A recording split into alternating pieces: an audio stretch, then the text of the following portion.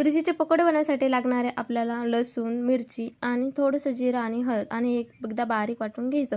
आता ना ही अशी मी मोठी मोठी मिरची घेतली, पाण्यामध्ये आपल्याला चांगली स्वच्छ धुवून घ्यायची आणि याला असा कट देऊन घ्यायचा. आता कट देऊन घेतला की सगळ्या मिरचीला चांगला कट देऊन घ्यायचा आणि यामध्ये ना आपल्याला मीठ भरायचं. मीठ याच्यासाठी भरायचं की वरतून आपण पिठाची कोटिंग करणार आहोत, तर मग आतूनही छान टेस्ट लागायला हवी, त्यामुळे यामध्ये सगळंसं मीठ भरून घेतलं. आता ना आपण याचं बॅटर बनवून घ्या. तर इथं मी बेसन पीठ घेतलं आहे आणि आपण जितके मिरची घेतल्या ना त्याच्या अंदाजानेच बेसन पीठ घ्यायचं. त्यामुळे थोडंसं मीठ घालायचं आणि आपण बनवलेलं वाटण यामध्ये घालायचं, थोडीशी कोथिंबीर घालायची आणि याचं चांगलं मस्त असं बॅटर बनवून घ्यायचं, जे की आपल्या मिरचीला चांगलं कोट होईल.